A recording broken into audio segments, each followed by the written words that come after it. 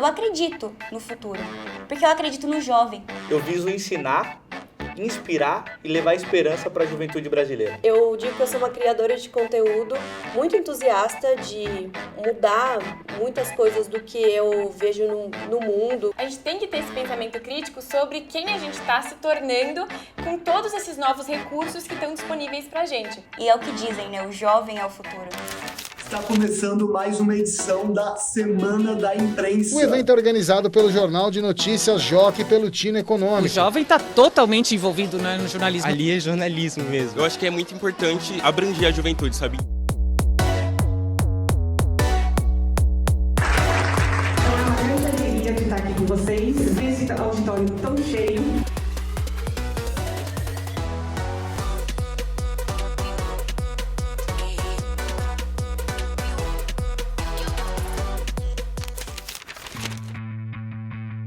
A Semana da Imprensa do Brasil é inspirada no evento de mesmo nome que acontece há mais de 30 anos na França. Por lá, durante uma semana, as escolas ficam focadas em falar sobre o jornalismo com os seus estudantes. A profissão de jornalista é uma profissão que faz parte da sociedade, né? Nós trabalhamos em função da sociedade. Então, acredito que as pessoas devem saber o que fazemos, as questões que discutimos. E é isso que nós vamos fazer aqui, na terceira edição da versão brasileira da Semana da Imprensa. Nossa plateia de estudantes vai conversar com profissionais da mídia sobre alguns dos atuais desafios da imprensa e saber mais sobre jovens que são produtores de conteúdo.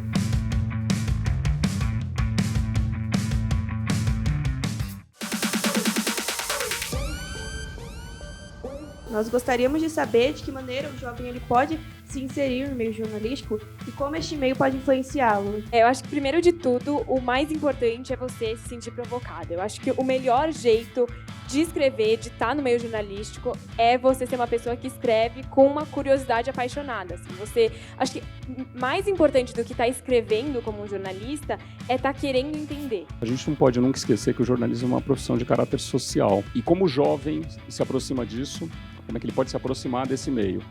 Então, chegando, né, primeiro, consumindo informação jornalística, o jovem vai se apropriar da forma como os jornalistas trabalham, como eles levantam informações, como eles publicam informações. Então, é uma maneira de você se aproximar do jornalismo. Da gente tendo na internet, por exemplo, hoje um meio, uma possibilidade de você produzir conteúdo sobre assuntos que você gosta, que são de seu interesse e mais, que são de interesse do meio no qual você vive. Então, se você trabalha numa escola, se você estuda numa escola, você vai ter possibilidade de produzir conteúdo jornalístico do interesse daquela comunidade. Eu gostaria de saber qual é o maior desafio para criar conteúdos de forma interessante e relevante na imprensa. Para produzir o Jornal da Potencialize, eu utilizei uma técnica chamada infotenimento.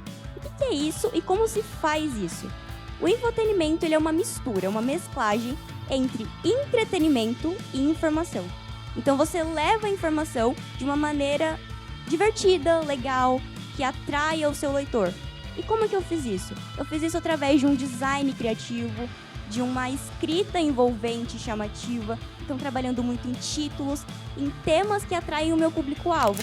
Oi gente, eu sou a Bia. Uma vez por mês eu vou descobrir um pouco mais sobre a inteligência artificial com vocês através da coluna IA com Bia. Se tem uma coisa que eu aprendi escrevendo no IA com Bia e com a inteligência artificial é que hoje em dia a coisa mais importante pra gente entender é que a gente é infinito. Então, entender que a gente não precisa ter só uma vocação. E eu acho que isso se aplica especialmente no jornalismo, para você ter aquela curiosidade apaixonada que eu falei no começo.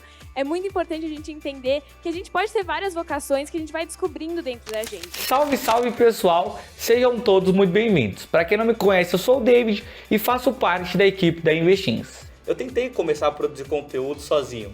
Escrevi o roteiro, gravava o vídeo e a qualidade saiu horrorosa. E aí eu chamei amigos para me ajudar nessa missão. Então eu tenho o João e o Renan, que produz o meu conteúdo, que edita o meu conteúdo. Eu tenho a Emily, que me ajuda a escrever os roteiros e produz conteúdo também. E aí o processo se torna muito mais fácil, mais simples e o resultado muito mais lindo. Quanto renderia o salário mensal de Cristiano Ronaldo investindo no Brasil? O astro português ganha equivalente a 200 milhões de euros por ano. Se você converter isso, vai dar 1,1 bilhão de reais. Então, supondo que ele invista na renda fixa do Brasil, para não correr muitos riscos, velho, João, imagina o Cristiano Ronaldo investindo no Brasil, velho. Maluquice. Como vocês checam as informações e dicas que oferecem nos perfis e que tipo de fonte vocês utilizam? Eu vou atrás das informações na internet e eu procuro ir nos sites mais confiáveis relacionados a finanças. Então, eu poderia citar aqui Fomoney, Suno Notícias e esses noticiários relacionados à educação financeira e a finanças que tem bastante renome e é bem interessante aqui no Brasil. A única forma de você saber que uma notícia ela é verdadeira ou ela é falsa é você primeiro filtrar, dada a sua experiência de vida, ver se faz sentido ou não e também procurar em fontes confiáveis.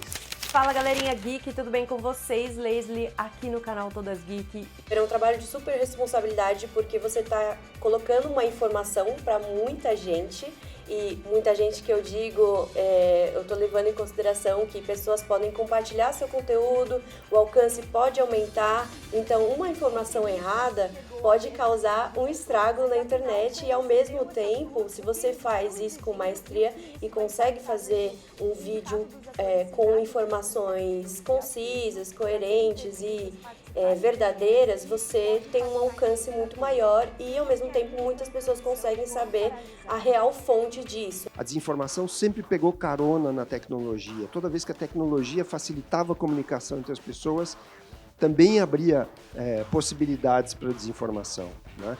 Então, quem resolve, não sei se vamos resolver um dia, mas se nós não estivermos todos juntos fazendo a nossa parte, a gente não resolve. E aí a sociedade se deteriora pela desinformação muito antes da gente conseguir chegar numa solução para esse problema. Se o receptor ele é uma pessoa bem informada, ele tende a cair menos, porque ele tem um senso crítico mais elevado. É por isso, inclusive, os grupos que vivem e se beneficiam das fake news, eles combatem a imprensa. É porque eles precisam combater aqueles que informam a população. Porque a imprensa ela é inimiga de quem produz fake news. Não? Porque eles precisam... A fake news, para dar certo, ela precisa convencer as pessoas de uma mentira. Se a pessoa ela é bem informada, ela tende a acreditar menos naquilo. Então, eu acho que existe um componente aí também do receptor. Na medida em que aquilo que a gente recebe, se a gente repassa sem ter necessariamente uma compreensão de que aquilo é falso ou é verdadeiro, ou se a gente repassa simplesmente porque aquilo confirma as coisas que a gente acredita, a gente também é responsável, de certa forma, por essa disseminação. Como vocês lidam com as fake news e como o jornalismo pode combatê-las? Essa propagação da fake news fica muito mais presente, especialmente com a inteligência artificial, quando os modelos de linguagem podem gerar fake news muito facilmente, agora que eles conciliam diferentes fontes, e pode gerar conteúdo que não é verdade, que está errado. Então, também é muito importante o jornalista ter consciência disso para não gerar conteúdo que propaga fake news. A expressão inteligência artificial ela é feita para facilitar um pouco esse conceito. Ela não é inteligência como a nossa, porque uma das explicações de inteligência é gerar soluções para problemas. E o ChatGPT ou qualquer outro que nós temos, a Alexa, que parece que sim, eles não geram soluções. Eles resumem um grande banco de dados que se chama Big Data e te entregam a média desse resultado em menos de um segundo. E isso é genial. Você nunca faríamos isso. Mas ainda assim é uma média. A maior porcaria que está na internet é considerada pelo chat e a maior genialidade também. A IA pode substituir um jornalista? Não, e eu não torço porque eu tenho certeza que nós não seremos substituídos por uma única questão. A tecnologia, principalmente as generativas tipo ChatGPT, eles têm uma defasagem de tempo.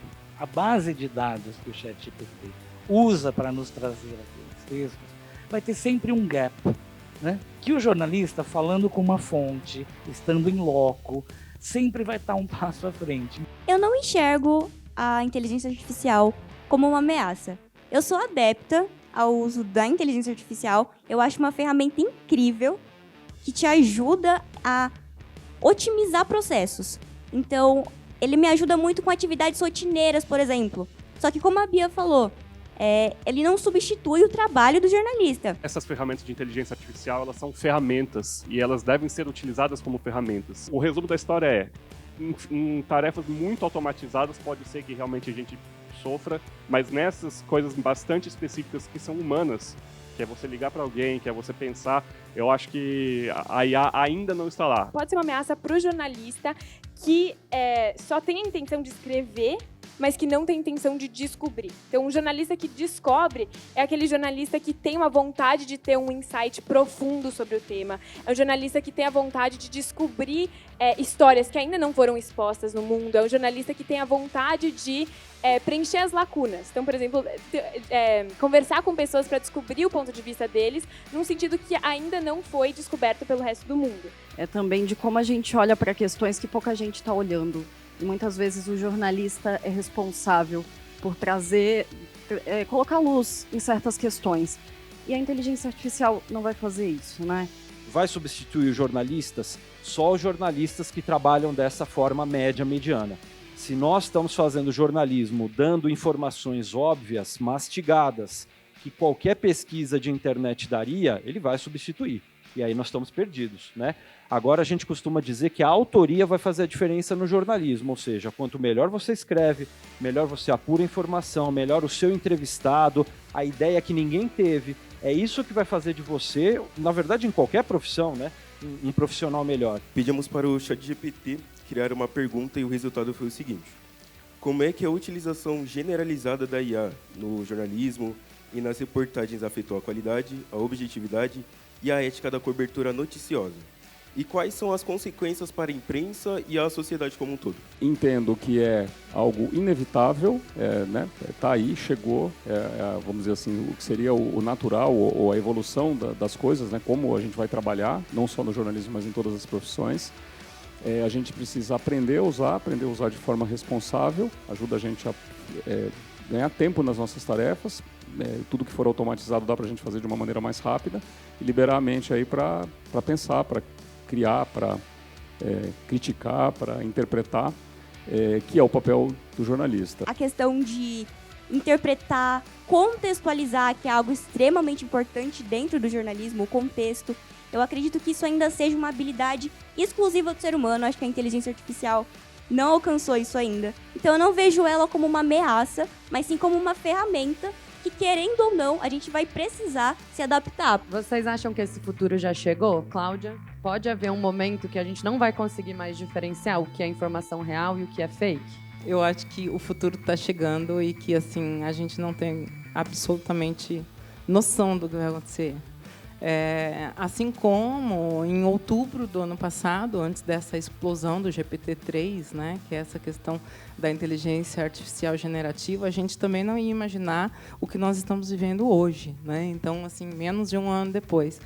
É claro que a gente está vendo, né, então, com pesquisas, com tudo isso, o que vai acontecer é que eu vou telefonar para minha mãe e o desenho dela, o anima dela vai responder para mim em tempo real o que está acontecendo e eu não vou saber se é ela mesmo ou não. Tenho a impressão que isso vai se desenvolver muito, muito, muito nos próximos meses, anos, de uma maneira que a gente não pode, talvez, nem imaginar hoje que a gente vai ser capaz de fazer aí mais alguns anos com inteligência artificial, mas eu acho que é uma coisa inevitável, a gente só precisa saber usar. Sabemos que existem muitas desigualdades no Brasil e que nem todas as pessoas têm acesso ao conhecimento. Vocês, como jornalistas que levam a informação para as pessoas, acreditam que a IA pode ajudar nesse processo? A gente vai ter que lidar com grandes questões que a tecnologia vai trazer e eu falei desde o começo que a IA é uma ferramenta e a gente reforçou isso aqui bastante, mas a gente vai ter que ficar muito atento a quem não receber o treinamento para usar essas ferramentas. Essas pessoas vão ser excluídas. Então a gente tem que tomar bastante cuidado e a gente vai ter que debater muito como que nós, como sociedade, vamos cuidar dessas pessoas. Infelizmente, a tecnologia, apesar de tudo que ela traz para a gente, ela ainda é excludente na maior parte, né? Se a gente for olhar na maior parte dos países, na questão da cultura, do acesso das mulheres, do acesso social mesmo da tecnologia. Eu acho que quando você vê de uma realidade um pouco difícil, você começar a produzir conteúdo, dar as caras, É muito difícil pelo simples fato de muitas vezes você nem tem a visão de que isso é possível. Você nem sabe que você pode pegar o seu celular e gravar um vídeo. Ou às vezes você nem tem um celular massa para fazer esse vídeo. O fato é, eu acredito que o que mais me diferencia é essa realidade e essa origem que eu tenho. Porque quando eu vou nos eventos de finanças, de empreendedorismo, todo mundo se veste igual, todo mundo tem o mesmo cabelo, todo mundo usa o mesmo sapato e todo mundo tem a mesma origem. Eu acho que ser diferente disso é o que me faz diferente. E realmente eu acredito fortemente que eu só tô aqui porque eu vim dessa realidade. Nós entrevistamos muitas pessoas, pessoas essas que vieram de baixo, que vieram do meio e que vieram do topo. E elas estão sempre indo para a mesma direção, de construir um futuro melhor, um futuro esperançoso, um futuro onde as pessoas enxergam a possibilidade de viver aquilo que acreditam. E você, quando vai começar a investir em si mesmo, trabalhar nas suas habilidades e se conectar com pessoas que compartilham dos mesmos valores? O seu futuro começa hoje e o seu sucesso não depende da sua idade. Minha vice-diretora da minha escola pública, a dona Vânia, ela cita que sozinho a gente até vai mais rápido, mas é juntos que a gente vai mais longe. O que é muito importante pra gente também, quando a gente trabalha dentro de uma rede social e a gente precisa também pagar os boletos, porque né, a gente também é jovem e a gente tem uma vida pela frente, né? Não só a vida na internet, mas também a vida pessoal, que a gente precisa conciliar também, que é muito importante. Eu não fiquei rico, mas eu costumo dizer que minha mãe e meu pai eles foram até a 4ª série do fundamental. Meu irmão ele foi o primeiro formado da família e eu serei o primeiro multimilionário. A gente tá desenvolvendo mais uma paixão por ter uma conexão com as outras pessoas. E eu acho que essa paixão também se manifesta em outras áreas da nossa geração hoje em dia. Então a gente tem uma paixão por comunicar com as outras pessoas, por ter uma iniciativa. Então, especialmente eu acho na imprensa, assim, ter um impulso para compartilhar. Cara, mas o que eu acho desse assunto?